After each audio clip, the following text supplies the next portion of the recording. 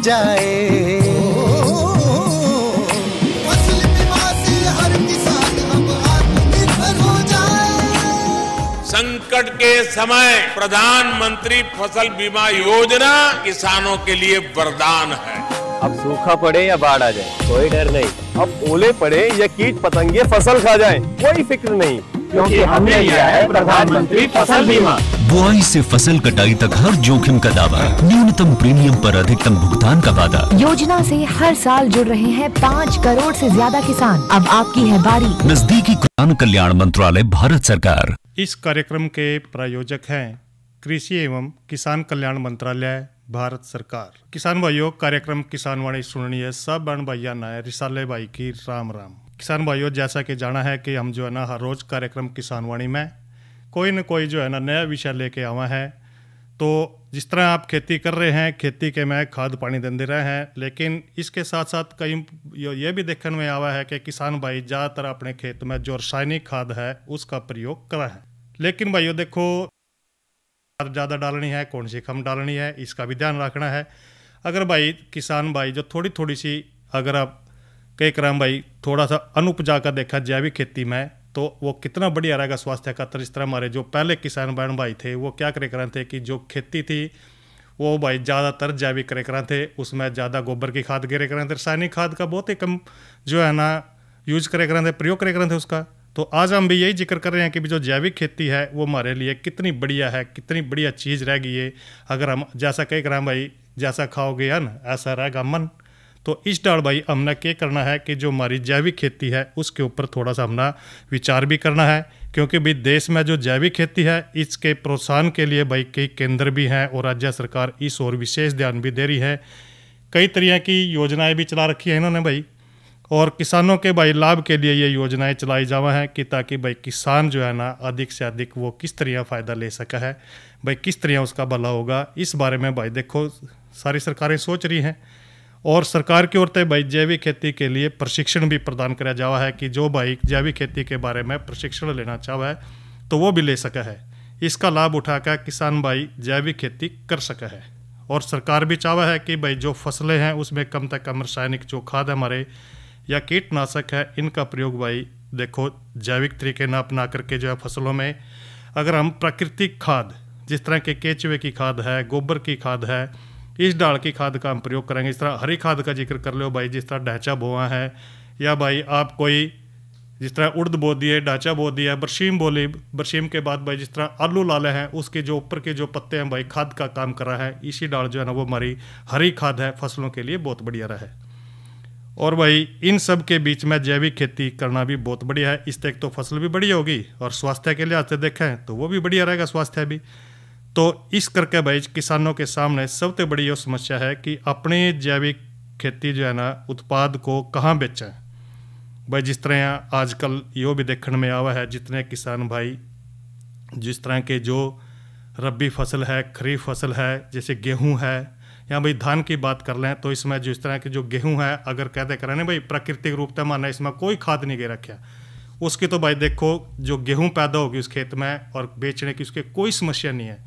कोई भी किसान भाई अपनी गेहूं को अगर वो जैविक तरीके से वो करेगा उसको बेचने में कोई समस्या नहीं है भाई। उसके तो कई ग्राम भाई पड़ोसी ले जाएंगे उसने, तो अगर भाई 2000 का रेट भी है नहीं, अगर वो 2500 में भी बेचा है तो उसने तो भी उसका फ़ायदा मिलेगा। तो इस करके भाई ज़्यादातर लोग जो है ना आजकल जैविक खेती की तरफ ज़्यादा रुझान बढ़ने लग रहा है। सब्जियाँ की बात कर लें, चाहे भाई फसलों की बात ले लें, सब जो है ना ये सोचा है कि माना भाई बिना दवाई के बिना खाद की चीज़ हमने मिल जाए, क्योंकि भाई स्वास्थ्य खातर सारे जागरूक रहना चाहें कि भाई हमारा स्वास्थ्य बना रहे। तो इस तरह भाई इन सब के बीच में जो जैविक खेती है और किसान के सामने भाई कोई समस्या नहीं अपनी फसल बेचने की।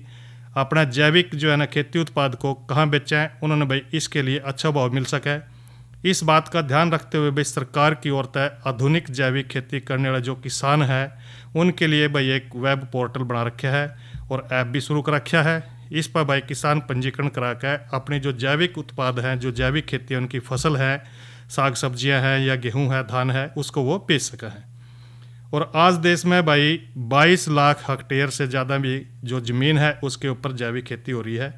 ऐसे में सरकार की ओर से भाई शुरू किए गए कई जैविक जो वेब पोर्टल हैं, इस ऐप का फ़ायदा उठाकर भाई जैविक खेती करने वाले जो किसान हैं उनको मिलेगा। देखो भाई साथ साथ में अगर जैविक खेती कर रहे हैं तो लाभ भी जरूर होगा। लाभ किस तरह हैं भाई? देखो, एक तो जो आजकल का टाइम है इसमें बढ़ती हुई जनसंख्या है, पर्यावरण प्रदूषण है, भूमि की जो उपजाऊ शक्ति की ताकत है उसका संरक्षण भाई, मानव स्वास्थ्य खातिर जो जैविक खेती है भाई उसकी राह में बहुत ही अत्यंत लाभदायक है ये। और जैविक खेती के होने वाले जो प्रमुख लाभ हैं, जिस तरह के भूमि की एक तो उपजाऊ शक्ति बढ़ेगी, उसमें अन्न पैदा होने की जो ताकत है वो भी बढ़ जाएगी, रासायनिक खाद पर भाई निर्भरता कम हो जाएगी और काश्त लागत में भी कमी आवेगी। तो फसलों की जो उत्पादकता है भाई उसमें वृद्धि होगी। और जैविक खाद का उपयोग करने से भाई एक तो भूमि की जो गुणवत्ता है उसमें भी सुधार आवा है और भूमि में भाई जल धारण करने की जो ताकत है वो बढ़ जाएगी।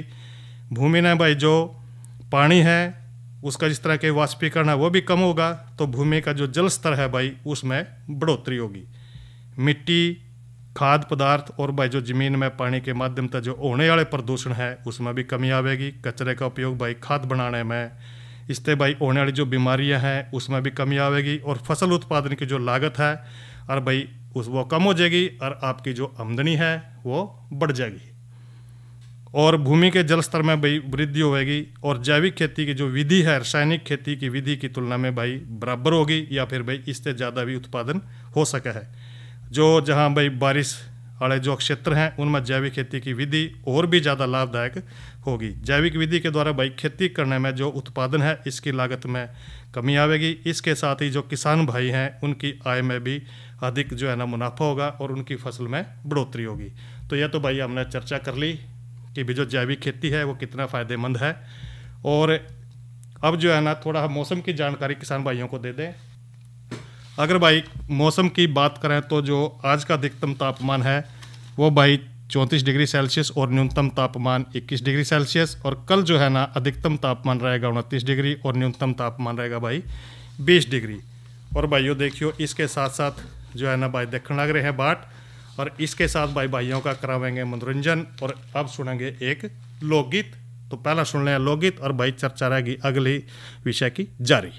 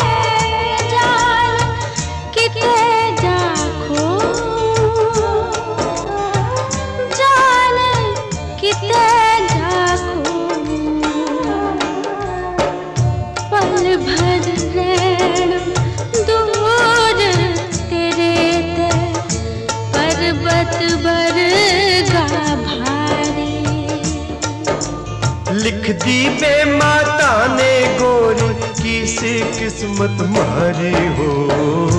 दिन कट गया ते रात खड़ी से, सिर पे लिए कटारी।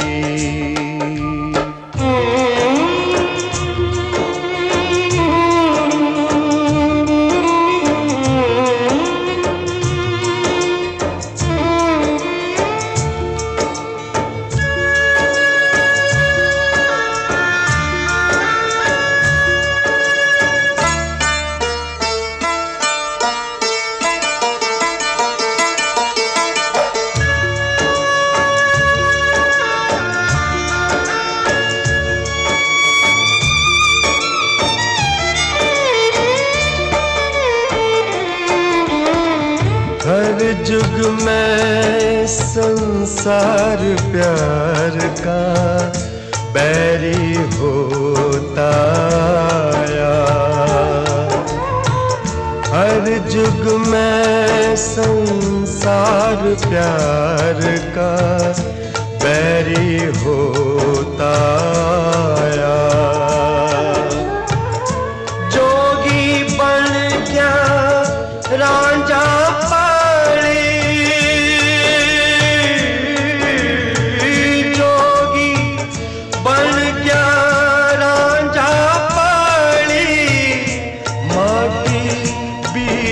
रुलाया, माटी बीच रुलाया।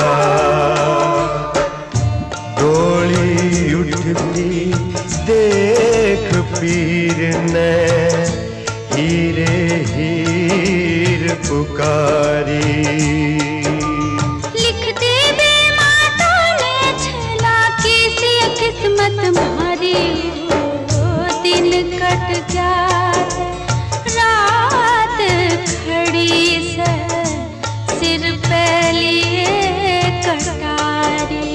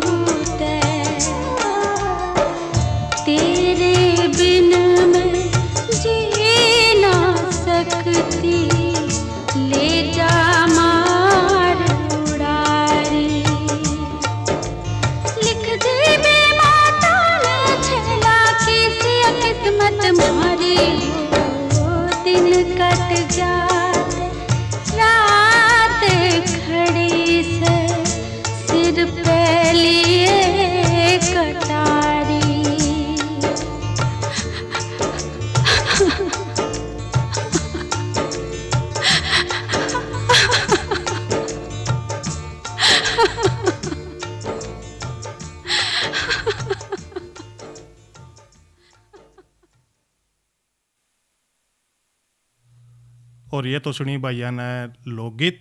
और अब जो है ना कार्यक्रम जो है ना कल हम किसान वाणी कार्यक्रम में के लेके आए हैं, उसकी भी भाइयों को थोड़ी जानकारी दे दें लगे हाथ। कल है दिन वीरवार भाई, और इसमें हम जिक्र करेंगे कि सूक्ष्म सिंचाई योजना पे एक तो चर्चा लेंगे, और इसके साथ साथ नई फसल नई उमंग में हम करेंगे हरे चारे के लिए ज्वार की बिजाई पे, और इसके साथ भाई मौसम की जानकारी और अन्य संबंधित कृषि कार्य की जानकारी आपके साथ साझा करेंगे। और अब जो है ना हम चर्चा कर रहे हैं कि भाई जो पॉली हाउस में जो सूत्रकृमि है उनका नियंत्रण आपने किस तरह करना है। भाई देखो पॉली हाउस तो बढ़िया चीज़ भी है, और इसमें तो देखो बेमौसमी सब्जियां भी हो जाए हैं, और किसी तरह इसका प्रयोग कर लें भाई, इसमें चाहे फूल उगा लो सब्जी उगा लो, तो भाई बहुत बढ़िया स्कीम है ये तो पॉली हाउस में कई बार देखा है कि जो सूत्रकृमि है उसके अंदर कई बार जो है ना उसका नियंत्रण करना बड़ा ज़रूरी हो जाए। पॉली हाउस में सब्जी है, फूलदार पौधे हैं, या इनकी खेती का जो प्रचलन है दिनों दिन बढ़ता जाने लग रहा है, तो भाई इसमें एक तो आजकल बेमौसमी है। देखो आज खीरा, देखो आप सब्जी मंडी में जाकर देखो खीरा, हरे हरे रंग का खीरा आ रहा है, शिमला मिर्च आ रही है भाई, टमाटर है, स्ट्रॉबेरी है, गुलाब है, जरबेरा है, इस तरह की कई ढाल की फसलें जो है ना हम भाई पॉली हाउस में लेवा हैं। और भाई पॉली हाउस में लगातार फसलें लेने तय या भाई उसके अनुकूल जो परिस्थितियाँ होने के कारण जो सूत्रकृमि है ना, अष्टपदी जिसना माइट बोलते हैं, या भाई मिट्टी जनित फफूंद रोग है, इस तरह के कई ढाल के रोग इसमें पैदा हो जाएं। और इन सब में जो सूत्रकृमि है इसकी जो समस्या है ज़्यादातर भयंकर होती जावा है। और इसी तरह भाई तो वैसे तो हरियाणा में जो पॉली हाउस है ऐसी कई जाति के सूत्रकृमि है, जिस तरह के जड़ गांठ वाले सूत्रकृमि है, रेनी फार्म है, या भाई वृक्काकार सूत्रकृमि है, जड़ विक्षिप्त सूत्रकृमि है, कई दूसरे बाह्य परजीवी सूत्रकृमि पाए जावा हैं। तो इसके यदि भाई इनकी तरफ समय रहते हम ध्यान न दें तो कुछ समय के बाद जो समस्या है इतनी बढ़ जाएगी भाई जिसका काबू पाना बड़ा मुश्किल हो जाएगा। और इस तरह भाई ऐसी स्थिति आ जाए तो पॉली हाउस में फसल उगाना बंद करना पड़ेगा अपना, तो किसानों को ज़्यादातर आर्थिक नुकसान उठाना पड़ेगा, या भाई जो प्राय फफूंद है या जीवाणुओं की जो उपस्थिति है उसमें जो सूत्रकृमि होने वाले नुकसान है कई गुना तक बढ़ जाएंगे और पूरी फसल सूख जाएगी। तो इस तरह भाई जो सूत्रकृमि है उसका बचाव भी आपने टाइम रहने करना है। अगर आप इसके लक्षण का जिक्र करें किसान भाइयों, तो इसमें सूत्रकृमि ग्रस्त जो पौधे हैं उनकी वृद्धि कम होगी और पौधे मुरझाए हुए दिखेंगे, पीले हो जाएंगे, इस तरह डाल के उसके कुछ लक्षण हैं। पौधों को उखाड़ कर देखें तो इसकी जड़ों पर भाई छोटी छोटी गांठें नजर आवेंगी, क्योंकि भाई पता लग जाएगा कि जो संक्रमण की अवधि है या भाई पौधे की आयु है इसके साथ साथ दो आकार में बड़ी हो जाएगी। तो जब यह बढ़िया हो जाएगी तो भाई सूत्रकृमि जो प्रभावित पौधे हैं उनमें अन्य तरह के जो रोग हैं उनका प्रकोप जो है ना ज़्यादा बढ़ जाएगा। और भाई प्रकोप ज़्यादा बढ़ेगा तो देखो भाई आपने क्या करना है, फिर तो रोकथाम भी करनी पड़ेगी। और रोकथाम किस तरह करेंगे, तो भाई एक तो जो पॉली हाउस है उसमें जो लगने वाले सूत्रकृमि हैं इसकी जो है ना मिट्टी की एक तो हमने उस जहाँ पर पॉली हाउस माना है उसकी जांच करवानी पड़ेगी। दूसरा पौध जो है ना सूत्रकृमि रहित मिट्टी में तैयार करनी पड़ेगी, क्योंकि अगर मानना उठी मिट्टी उसी मिट्टी में पौध तैयार कर दी तो फिर वही समस्या खड़ी हो जाएगी हमारे सामने। तो भाई पॉली हाउस में टमाटर की फसल में जड़ गांठ सूत्रकृमि के प्रबंधन के लिए भाई 20 ग्राम ट्राइकोडर्मा लेनी है, 100 ग्राम नीम की खड़ी लेनी है, गोबर की खाद या भाई केंचुआ खाद में मिलाकर प्रति वर्ग मीटर की दर तय मिट्टी में मिलाकर अच्छी डाल तय बिजाई तय 1 सप्ताह पहले डाल का भाई इसकी हल्की डाल की आपने फिर खेत में पानी देना है। पॉली हाउस या ग्रीन हाउस की खरपतवार और पिछली जो फसल है उसके जो अवशेष बच जा भाई उनको हमेशा उससे आपने ख़त्म करके रखने हैं। वो उस जो हमारा पॉली हाउस है उसके में उसके ठूंठ आदि न रहने पाए, इसका भी आपने ध्यान रखना है। मई जून की गर्मी में भाई 10-15 दिन में के अंतराल पर 2-3 गहरी जुताई करनी है। इसके बाद भाई जून जुलाई में हल्की सिंचाई करके 25 माइक्रोन मोटी पारदर्शी जो पोलोथीन है इसकी शीट्स तय भाई 30 दिन तक ढककर रखनी है। और इसमें जड़ गांठ सूत्रकृमि की जो संख्या है उसमें फिर वो कमी आ जाएगी। और इसी तरह देखेंगे कि भाई जो पॉली हाउस में सूत्रकृमि के फैलने वाले के जो कारण है, पॉली हाउस में सूत्रकृमि कई तरह फैला है। एक तो जिस तरह के पॉली हाउस वाले खेत की मिट्टी में जो विद्यमान है उसमें वो पहले ही रह सके हैं, या संक्रमित खेत की मिट्टी औजार जूते आदि के साथ आने तक भी भाई पॉली हाउस में यो फैल सका है। और संक्रमित खेत की जो मिट्टी है, औजार हैं भाई या कह देगा हम भाई जिस तरह जूते पैर का जावेंगे तो पॉली हाउस में इसके गिल्ला भी वो संक्रमण खेत उसमें पॉली हाउस के जो खेत बना के हमने उसमें वो फैल जाए। और संक्रमित पौध में भाई जो प्रयोग में जो पॉलीथीन में प्रवेश करेंगे उसका भी ध्यान रखना है। तो सूत्रकृमिग्रस्त जो पौधे हैं उसको आपने नहीं लगाना है। तो भाई ये तो जिक्र कर दिया अपना कि जो पॉली हाउस है उसमें जो सूत्रकृमि की समस्या है उसको अपना किस तरह नियंत्रण में करना है। और भाई थोड़ा सा जिक्र कर लेंगे कि जो भाई मोटा अनाज है, तो भाई देखो मोटे अनाज इसका जिक्र हम कर दे रहे हैं समय समय पर। भाई मोटे अनाज में क्या है कि भाई जो अंतर्राष्ट्रीय मोटा अनाज 2023 है ना, ये सरकार ने घोषित कर दिया कि भी जो मिलेट्स है ना, मोटा अनाज, इसको अपना किस तरह इसका बारे में अपना जानकारी ले हैं कि भाई मोटा अनाज खाने तक तो देखो जो अनीमिया की समस्या है ना वो खत्म हो जाए। दूसरा भाई जो मोटा अनाज है इसमें पोषक तत्व ज़्यादा हुआ। मोटे अनाज में जिस तरह के गेहूं की फसल है या भाई उसमें उसके चावल की अपेक्षा भाई इसमें प्रोटीन ज़्यादा हुआ, क्रूड फाइबर ज़्यादा हुआ, आयरन ज़्यादा हुआ, भाई जिंक है, फास्फोरस है, ये सारी की सारी भाई ज़्यादा मात्रा में पाए जावा इसमें। और भाई देखो जिस तरह के जो बच्चे हैं, महिलाएं हैं, उनके अंदर जो पोषण की कमी है इसको भी जो है ना ये दूर करा है। और जो मोटा अनाज है देखो खाद्य की दृष्टि से तो बहुत ही अहम है, ये खाना भी चाहिए, स्वास्थ्य के लिए लाभदायक भी है क्योंकि इसमें विटामिन है, बी कॉम्प्लेक्स है, इसको दूर कर सके हैं। मोटे अनाज ज़्यादा लाभदायक हुआ, मोटापा कम होएगा खाने से। जो भाई शुगर की समस्या है जिन्हें मधुमेह कह दें उसकी समस्या को दूर करेगा। और इसको दूर करने खातर भाइयों काफ़ी उपयोगी सिद्ध हुआ है। मोटे अनाज में देखो डाइटरी फाइबर है, एंटीऑक्सीडेंट है, उच्च मात्रा में सारी चीज़ें इसमें पाई जावा है। मोटे अनाज भाई कौन से हैं देखो हम रोज जिक्र भी करा है इनका, जिस तरह के ज्वार का जिक्र है, बाजरा है, रागी है। तो ज्वार, रागी और बाजरा ये अगर आप खाओगे ना सेहत के लिए बहुत ही फायदेमंद है। ज्वार बाजरा की जो आप मान लीजिए जो बाजरे की रोटी खाओगे तो भाई हष्ट पुष्ट रहोगे, कोई समस्या नहीं आएगी। बाजरा तो देखो भाई कई ग्राम पहला गरीब आदमी खाया करे था, लेकिन धीरे धीरे जो है ना अजीब सारा नहीं खाना पड़ रहा है क्योंकि इसमें फाइबर की मात्रा है, प्रोटीन युक्त है। तो ये सारी चीज़ें भाई इसके अंदर पाई जावा है। और इसी तरह जो है ना अब हम जिक्र भी करते रहे हैं समय समय पर भाई जो मौसम से संबंधित इस तरह के एक तो जो सर्दी का मौसम आवा है उसके अंदर भाई बाजरा ज़्यादातर खाया जाएगा क्योंकि थोड़ा सा ये गर्म हुआ है। बाजरे खिचड़ी खा लो और आजकल तो देखा है कि बड़े बड़े जो होटल है ना उनमें भी जो है ना कई तरह के व्यंजन भाई परोसे जावा है। बाजरे की खीर भी बनाई जावा है, बाजरे की भाई रोटी भी बनाई जावा है और कई तरह के जो व्यंजन है भाई बाजरे के वो बनाए जावा हैं। और इसी तरह जो हम एक फ़ोन नंबर आपको बता दें किसान कॉल सेंटर के बारे में भी धीरे धीरे जानकारी दे देंगे भाई। सारी बातें जो है ना किसान कॉल सेंटर के जो नंबर है हमारा उसके ऊपर आप कॉल करके भाई पता कर सको हो कि कोई भी समस्या आपको खेती से संबंधित है। किसान भाई ये नंबर जरूर लिख लें। ये नंबर है भाई किसान कॉल सेंटर का 1551, यानी कि भाई जो 1551 नंबर है आप इसके ऊपर भाई किसी भी टाइम कॉल करके यूँ पता कर सको हो कि भी हमारी फसल में ये बीमारी है। किसान भाई कोई भी समस्या है किसानों से संबंधित, खेती से संबंधित भाई, तो आप इस नंबर पर कॉल करके तुरंत जो है ना अपनी जानकारी लें और अपनी जो समस्या है उसका समाधान भी आप पा सकोगे। तो देखो ये तो जानकारी दी हमने कि जो मोटा अनाज है इसके बारे में। और अब जो है ना भाई देखो अब कई बार ये भी रहा है कि भाई जिस तरह और जानकारी है किसान जो है ना किसी भी समय किसी भी समस्या का समाधान इस नंबर पे आप कॉल करके प्राप्त कर सके हो।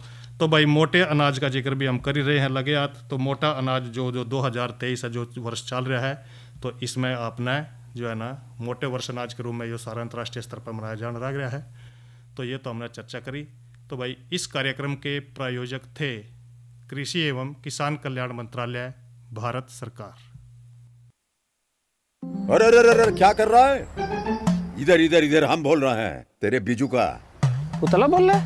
हाँ, पक्षियों से तो हम खेत को बचा लेते हैं, पर इन घातक रसायनों से कैसे बचाएं? मतलब? देख बेटा, तू जो ये अंधाधुंध रसायन मिलाता है ना, मिट्टी की सेहत बिगड़ने लगी है। और जब माटी ही कमजोर पड़ जाएगी तो उपज कैसे सेहतमंद होगी? अरे पहले ऐसा नहीं था। पूछना अपने बड़े बुजुर्गों से, कैसे फसल लहलहाती थी, शुद्धता झलकती थी। हाँ, माटी भी तंदुरुस्त और लोग भी।